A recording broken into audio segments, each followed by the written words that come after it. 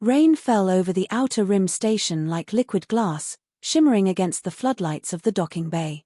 A single ship drifted into view, its hull scorched, its engines sparking faintly, like the dying heartbeat of a creature that had crawled back from the void. The name etched into its side was barely visible, but when the scanner identified it, a chill ran through the control deck. The vessel had been listed as destroyed more than a decade ago, lost in a failed deep space mission that had claimed all hands. Yet here it was, scarred, battered, and very much real. Commander Reeves stood stiffly, eyes fixed on the monitors. "Impossible," he muttered.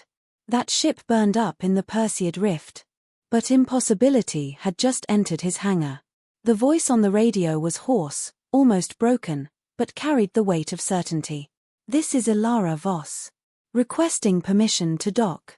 Anne. I am not alone."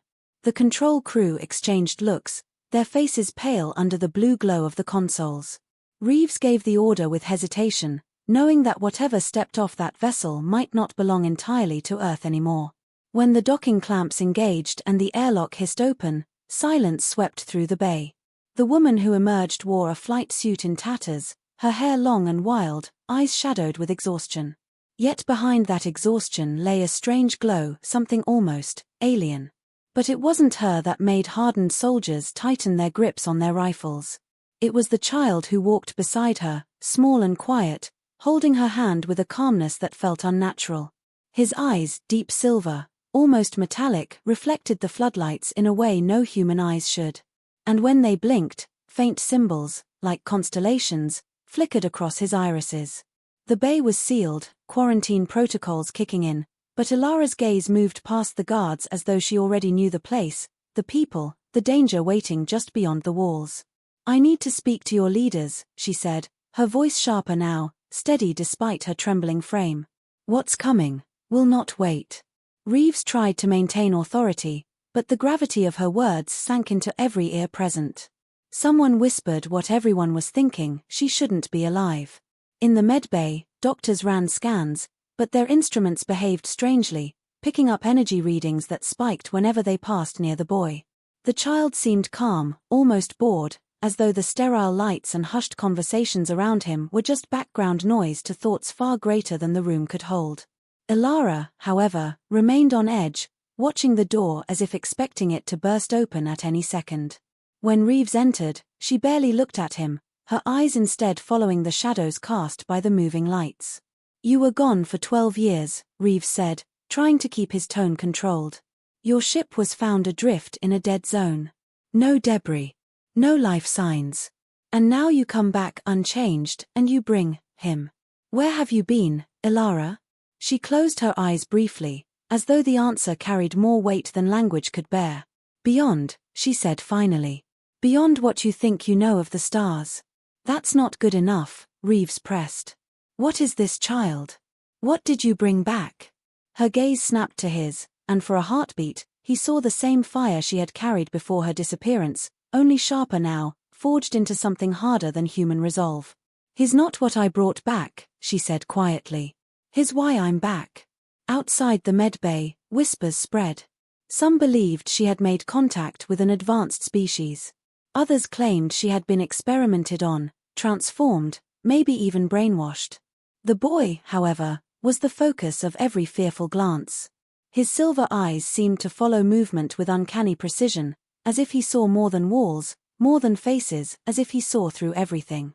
Later, as the night deepened and storm clouds rolled across the barren world outside the station, the child stood at the viewing port, staring at the sky.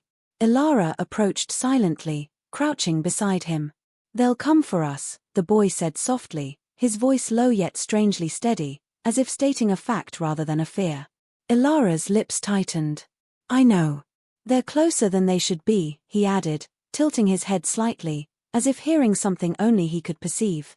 And then, faintly, just faintly, the station's long-range sensors began to pick up anomalies at the edge of the system. Small distortions.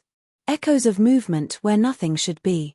Reeves stared at the readings and felt the cold press of inevitability. Back in the medbay, the boy turned his silver gaze to Ilara, and in that soft, almost emotionless voice, he whispered words that chilled her blood. "They already know I'm here. The lights above flickered. Somewhere in the darkness, something moved. The alarms had stopped, but the tension remained sharp enough to cut through the recycled air of the station. Commander Reeves stood in the observation deck, staring at the faint distortions on the long-range scanners. They were like ripples in space, spreading outward, subtle but growing stronger by the minute. Not a ship, not debris, something else entirely. Something approaching. In the medbay, Elara sat with her back against the wall, her knees drawn up slightly, her gaze locked on the boy who now slept on one of the diagnostic beds. If he could be said to sleep. His chest rose and fell in rhythm, yet his eyes occasionally fluttered open, glowing faintly even in unconsciousness, as though part of him remained aware of everything around him. Reeves entered, the heavy hiss of the door breaking the silence. He studied Elara for a long moment before speaking. "You owe me answers," he said quietly. "Before whatever's out there arrives." Elara didn't flinch. Her hands tightened slightly, but her voice was calm. "You wouldn't believe me. Try me," Reeves replied. "You were gone 12 years, Elara. No communication, no distress signals. And you walk back in like you've only been gone a few weeks. You bring him," he nodded toward the child, "and the moment you do, the scanners start showing, whatever that is. You want me to trust you? Then tell me what we're dealing with." Elara hesitated, her eyes distant, as though replaying memories she'd locked away for years. "Finally," she said, "we found it by accident. A fold in space. A place that wasn't ours." "Not exactly. The laws were different there. Time didn't flow the same. Reality bent in ways you can't explain. And waiting for us," she trailed off, her throat tightening. Reeves leaned forward. "Waiting for you, what?" Her eyes met his, cold and unwavering. "Something ancient. Something that knew we were coming long before we did. They don't live in worlds like ours. They are the worlds. They are the void. And one of them followed me back." Reeves' brow furrowed. "Followed you? You mean this child?" "No," Elara cut in sharply, shaking her head. "He's not one of them. But he's not fully human either. She stopped herself, searching for words. "He's a bridge. Something they wanted to build. Something I wasn't supposed to escape with." The boy stirred slightly in his sleep, his head turning toward them as though he could sense their conversation even in dreams. Reeves swallowed hard. "You're saying, they made him?" Elara's eyes softened, not with relief, but with a quiet, terrible sadness. "No. I did. But not here. Not in this reality." Before Reeves could respond, the intercom buzzed sharply, and a young officer's voice cracked with urgency. "Commander, you need to see this. External sensors are reading mass shadows, multiple objects forming near the system's edge." Reeves didn't wait. He left Elara with one last glance, a look of frustration and doubt, and hurried to the control deck. When the screen resolved the readings into images, the crew went silent. Shapes moved in the dark. Not ships. Not natural bodies. Vast, fluid-like structures rippled through the void, glimmering faintly like bioluminescent creatures in the deep sea. Their forms shifted constantly, like smoke caught in cosmic winds, yet every movement seemed deliberate, calculated. "They're alive," someone whispered. Reeves turned sharply. "Defensive protocols online. I want a barrier field up around this station and full power to shields. If those things decide to." He didn't finish. The lights flickered again. Not from a power failure, but as if something unseen had passed through the station. Back in the medbay, Elara felt it. She stood abruptly, her gaze snapping to the boy. His silver eyes were open now, glowing brighter than before. "They're testing the walls," he said softly, his voice unnervingly calm for a child. "They're looking for me." Elara stepped closer, her own voice trembling now. "Can they get in?" The boy tilted his head slightly, as if listening to something far beyond human hearing. "Not yet. But soon." A small pause. Then, without emotion, he answered, "Yes." Outside, the cosmic shapes grew larger, their glow spreading across the scanner display like veins of light against the dark. The station trembled as though the void itself were whispering warnings through its steel frame. And Elara, standing beside the boy, realized with a sinking weight that Reeves was right about one thing: they didn't have much time. The station's lights dimmed, not as a power failure, but as though something vast and unseen had drawn the energy out of the air. Monitors flickered with distorted images of the cosmic shapes beyond, their translucent forms pulsing faintly with inner light, like titanic creatures floating through the void. But they were not approaching in any direct line of attack. They were circling. Watching. In the medbay, Elara stood beside the child, who now sat upright, his small frame perfectly still, his eyes glowing faintly silver. He stared at the walls as though seeing beyond them, as though the metal barriers were nothing more than veils of smoke to him. Reeves entered again, his usual commanding presence dulled by unease. "They're moving closer," he said. "Sensors can't get a proper read on their composition. They aren't registering as matter, energy, or even plasma. It's like..." He stopped himself, realizing how insane his next words would sound. "Like they're not supposed to exist," Elara finished for him, her voice grim. The boy turned to face them, his expression calm but distant, as though he understood far more than either of them could. "They want to talk," he said simply. Reeves narrowed his eyes. "Talk? How do you know?" The boy tilted his head slightly. "Because they are asking me to listen."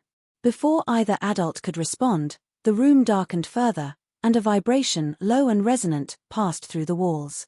Not from engines or weapons, but something far deeper, like the hum of the universe itself. On the monitors, the largest of the glowing shapes shifted, parting and reforming until its light converged into a single bright point. A voice, not sound, but thought, flooded through the station. It wasn't words, not exactly, but impressions, emotions, and ancient, unfathomable concepts. Yet somehow, one meaning stood clear. "Return what belongs to us." Reeves stumbled back, clutching at the railing near the door. Did anyone else hear that? Elara didn't answer. She was staring at the boy, whose glowing eyes had fixed on the floor. "They don't mean me," he whispered. "They mean him." He touched his own chest. Reeves' voice was sharp now. "What are they? What do they want with the kid?" Elara took a step forward, her hands clenched. "They created him, or maybe not created, but shaped him. They took something human, something from me, and made it into..." She trailed off, unable to finish. The boy spoke again, his tone almost detached. "I'm not what they think I am anymore. I don't belong to them now. I belong here." The lights brightened for a fraction of a second, then flared violently before plunging the room into near darkness. The hum returned, stronger, deeper, and the alien thought voice echoed again. "Surrender the seed. Or be unmade." Reeves slammed a fist onto the comm panel. "Shields at maximum. Weapons online. Prepare for..." The words died in his throat as every system display across the station glitched, fractal patterns spreading across their interfaces like alien circuitry rewriting their function. Sparks burst from one of the consoles, and a young technician screamed as their chair was ripped away by a sudden distortion in gravity, slamming into the wall. "Commander," a voice called over the intercom, panicked and high-pitched. "They're not firing weapons, they're rewriting our reality grid." Reeves turned to Elara, his voice low, almost a growl. "What aren't you telling me?" Elara's face was pale, her breathing sharp and shallow. "The place I was, where time didn't work right, they called it the crossing. A threshold between worlds. And they," she pointed toward the flickering display of alien shapes, "are its guardians. They don't tolerate trespassers. And they don't forgive theft." Reeves stared at her, then at the boy, who now looked more awake, more alive than ever, his silver eyes shining like mirrors of starlight. "They're not going to stop, are they?" Reeves said quietly. The boy shook his head. "Not until they have what they came for. But if they take me, they take everything I've learned. Everything that makes humans different. They want to know why I changed." Elara crouched in front of him, gripping his shoulders. "Can you stop them?" The boy hesitated, tilting his head as though listening to something far beyond their senses. "Not alone. But there is a place. An old place. It remembers more than they do. If I reach it, I can show them why they can't have me." Reeves crossed his arms, scanning the chaotic medbay. "And where is this place?" The boy's glowing eyes locked on his. Beneath your feet. Buried deep. Older than your species. The station trembled again, harder this time, and a rift of light began to form outside the viewing windows, a spiraling tear in the fabric of space, growing wider by the second. They're opening a gate, Ilara whispered. They're coming through. The boy slid off the bed, his bare feet silent on the metal floor, his gaze unflinching. Then we have to go. Now. Before they bring all of themselves here. Reeves stared at him, then Ilara, then the monitors where alien forms twisted like living storms. You're saying there's an ancient structure, here? On Earth? No, the boy said, almost gently. Under it. The storm outside the station had evolved into a spectacle of light and shadow. Cosmic shapes moved closer, their outlines sharpening into forms that defied human understanding, creatures of energy, thought, and something stranger still. The rift they had opened was growing wider, its edges glowing like molten glass, leaking waves of distorted gravity that made the station groan with stress. Commander Reeves led Ilara and the boy through the dim corridors, past crew members who whispered in fear as the bulkheads creaked and lights flickered. Emergency klaxons blared, but they were distant, muffled, as though reality itself was stretching thin around them. Reeves kept his rifle close, though he wasn't sure it would matter if things turned violent. Where exactly are we going? Reeves asked, glancing back at the boy, who walked with unsettling calmness. To the bottom of the world, the boy replied softly, his silver eyes reflecting the emergency lights. The place that remembers. Ilara walked beside him, her face pale but determined. The Guardians want you because you carry something they didn't expect, something human. If this place you're talking about is real, will it protect you? The boy shook his head. It won't protect me. It will decide if I should exist. Reeves scowled but didn't argue. They reached a sealed hatch at the edge of the station, marked with warning signs and radiation symbols. Reeves keyed in his command codes, and the heavy door groaned open to reveal an elevator shaft that plunged deep into the earth. The air smelled metallic, old like the dust of forgotten ages. As the elevator descended, vibrations pulsed through the shaft, not mechanical, but alive, as though the structure around them was breathing. Ilara gripped the railing tightly, her knuckles white. Reeves stood still, but his eyes never left the boy. How far down? Reeves asked. The boy tilted his head slightly, as if listening to some distant signal. To the core of the memory. Not far now. When the elevator doors opened, they stepped into a cavern unlike anything Reeves had ever seen. Massive pillars of black stone rose from the floor, etched with faintly glowing lines that pulsed like veins of light. The air was thick with static, and the ground vibrated gently, like a living heartbeat. Ilara gasped, or softening her fear. This isn't natural. It's ancient. Older than anything human. The boy stepped forward, his small figure illuminated by the glow of the pillars. This is where they made the first connection. Where they touched your world and decided it was ready. Reeves frowned. Ready for what? Before the boy could answer, the cavern shook violently. A beam of light lanced through the ceiling, not from the station, but from above, directly from the rift outside. The alien shapes were forcing their way in, bypassing matter as if it wasn't there. The ground split, and a gust of searing wind filled the chamber. They've found us, Ilara whispered. No, the boy said softly, his glowing eyes fixed on the central pillar. They've been waiting for us to come here. Now I have to ask it, if I can stay. The boy pressed his palm against the black stone, and instantly, the lines across the pillar flared to life, brighter than the others, sending a ripple of light across the entire cavern. The air thickened, humming with power. Images flickered in the light, ancient scenes of strange beings walking alongside early humans, teaching them, shaping them. Reeves took a step closer, stunned. This is history. Our history. And it's not ours alone. Ilara felt the same awe, but her eyes stayed fixed on the boy. What are you showing it? The boy's expression was calm, though his voice trembled slightly. That I learned to feel. To choose. To care for a world they only saw as an experiment. The cavern answered, not with sound, but with a resonant pulse that sank deep into their bones. Then a voice, not alien, but something older, spoke into their minds. He is not what he was. He is more. But they will not let him go. Above, the beam of light grew wider, and through it, one of the alien entities began to manifest fully, its enormous, shifting form squeezing through dimensions not built for it. The walls of the cavern shuddered as reality strained under its presence. "What do we do?" Reeves demanded, his hand tightening on his weapon. The boy turned, his silver eyes burning brighter than ever. "You don't fight them. You follow me. There's a door. A real one. If we reach it first, I can make my case." Ilara grabbed Reeves' arm. "You saw what this place is. We can't lose him to them. If he really is part of us now, he might be the key to everything." The alien presence roared not with sound, but with pure thought, shaking the cavern like a storm. "Return what belongs to us, or be erased." The boy didn't wait for an answer. He ran toward the far side of the cavern, where the black stone wall shimmered faintly, like a liquid mirror. Behind him, the entity descended fully, its colossal form twisting reality as it came. Reeves cursed and followed, Ilara at his side, as the hum of the alien structure built to a deafening pitch. The wall began to split, forming an arched doorway of white light. The boy reached it first and turned back.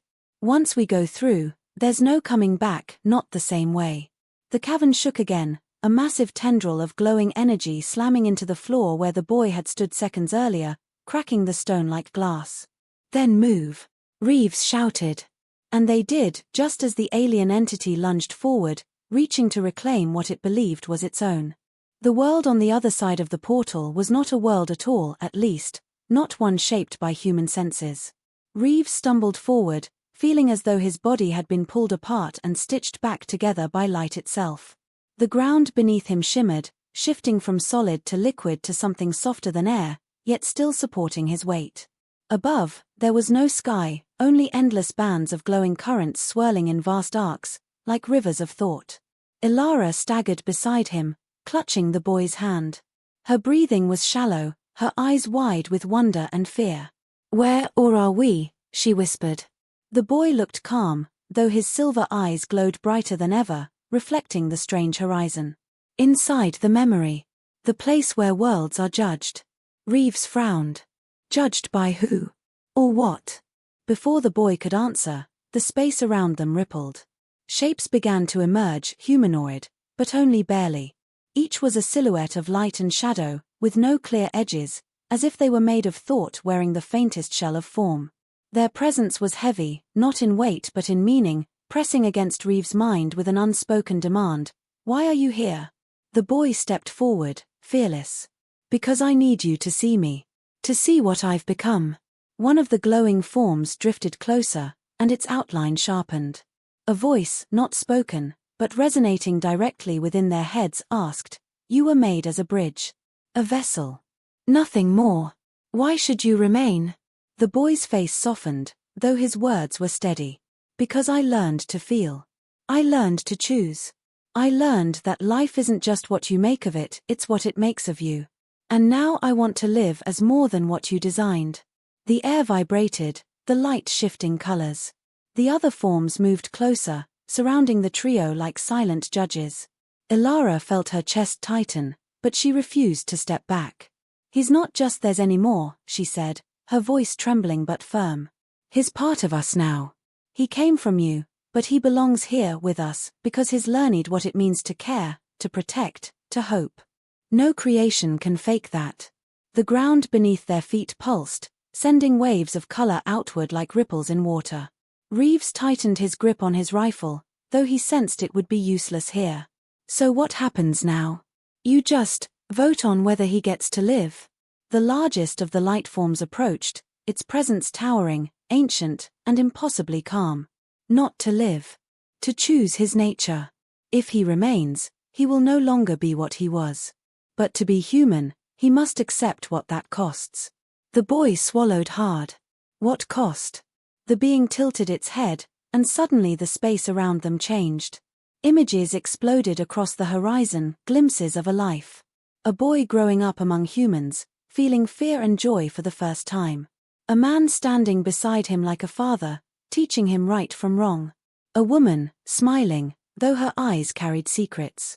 Then all of it dissolving to ash. You would have to give up certainty, the voice explained. You would know hunger, pain, loss. You would die as they die. And there would be no coming back. The boy turned to Ilara, then to Reeves. Is it worth it? Reeves crouched, meeting his gaze. Kid, I've been a soldier my whole life. Seen people do impossible things, survive the worst odds. And you know what kept them going? The fact that it meant something. Pain, loss, joy, it all means something. That's the deal. You ready for that? The boy hesitated, then nodded. Yes. I want to stay. The ground pulsed again, but this time, violently. One of the glowing forms flared brighter than the rest, its voice sharp and cold. He does not belong. He carries knowledge forbidden to them. If he stays, they will rise too quickly. The balance will shatter. Another voice, softer yet resolute, replied, perhaps it is time. The light around them began to intensify, building to a blinding crescendo. Ilara shielded her eyes, gripping the boy's hand tightly. Reeves stood firm, though his gut told him they were seconds from being torn apart by forces beyond comprehension. Then everything stopped. The largest figure spoke again, its tone final. The choice is his. And so is the cost. The boy looked at them one last time, eyes glistening with something very human, tears. Then he stepped forward, into the center of the glowing circle, and whispered, I choose to be one of them. Light exploded outward, swallowing everything. The light faded slowly, dissolving like mist under a rising sun, and the alien realm unraveled around them. Reeves felt gravity return, felt the familiar pull of his body settling on something solid. When his eyes opened, he was back on Earth, or what looked like Earth, but the air felt sharper, cleaner, almost electric, as though the world itself had been rewritten. Ilara knelt beside the boy, who now lay unconscious, his silver glow fading to a faint shimmer under his skin.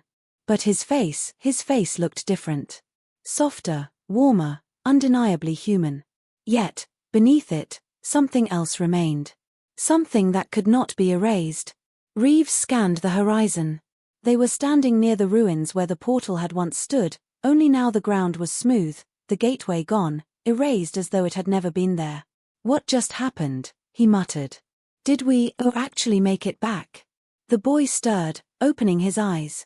No longer blindingly bright, but still holding a strange depth, like stars behind clouds. I chose to stay, he whispered, voice trembling, but I am not only what I was. I am what I will become.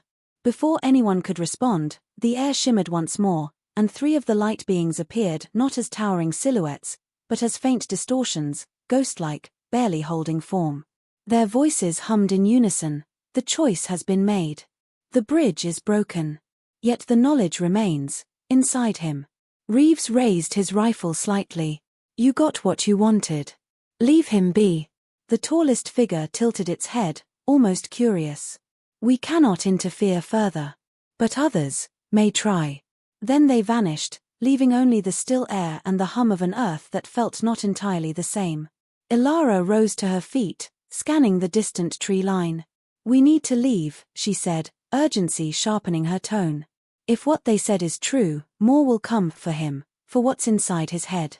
Who? Reeves asked. Not just them, she replied. Others. Things that want what he knows, even if they have to tear it out of him. The boy stood shakily, looking between them. Then we run. But where? Reeves checked his gear, slinging the rifle across his back.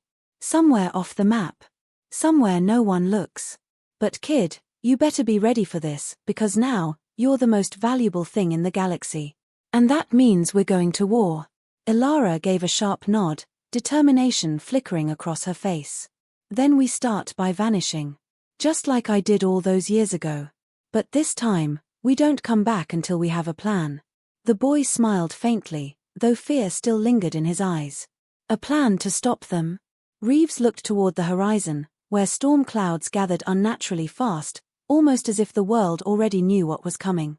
No, he said. A plan to make sure humanity's ready when they arrive. Lightning split the sky. The air grew colder. The three of them stood together, broken, changed, but bound by what they had brought back from beyond the stars. And deep within the boy's mind, something stirred, something more than memory. Something alive. The story was not over. It had only just begun.